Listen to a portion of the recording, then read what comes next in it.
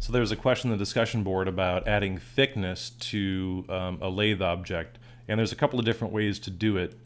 Basically, if you think about the lathe object, and I'll just jump into my front viewport and make a standard object the way that I normally would, there's two things that you could do.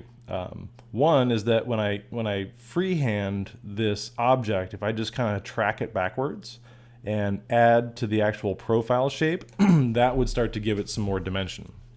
So in other words, I'm just kind of manually adding the thickness. And so if I were to introduce my lathe, throw my spline in it, and I'll just jump back out into my perspective viewport so we can see this.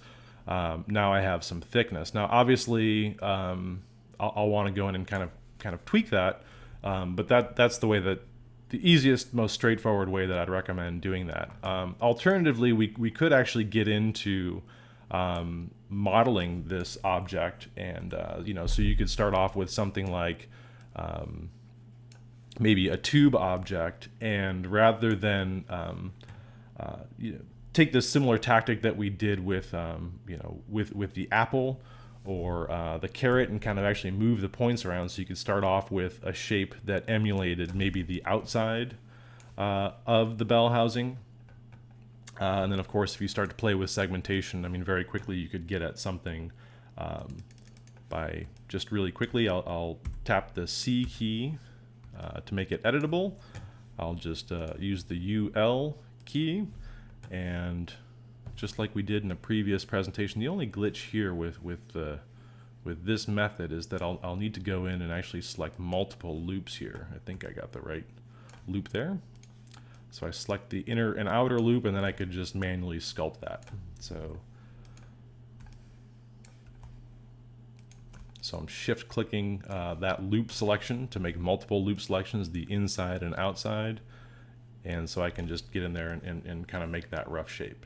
That would be one method, and then you can see pretty quickly if I were to continue to sculpt the top of that, I could get at the rough shape for the lamp. Now, the first method was much quicker, much more straightforward, and then finally, probably one other method that we could use, and I'll just jump back into my front viewport and do that quick shape that we wanted. I'll do a lathe and throw the spline inside the lathe. We could also we could convert this object to a polygon object, and if I select the lathe NURBS and make it editable, I now have a polygon object, and so I could potentially add some dimension to this, and this would be a little bit trickier. We haven't talked about modeling to this degree, but at this point, you could. I'll just do a quick loop selection on the inside shape here, and I'll just do a quick extrusion.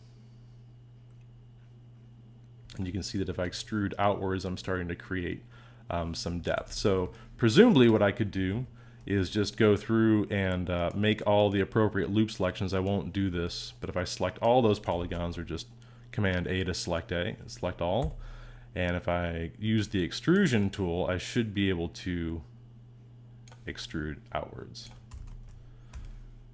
And if I look inside, you can see that I now have some thickness to that. So that was just taking the lathe extrusion, making it editable, selecting the surfaces, and doing an extrusion. So I hope that helps.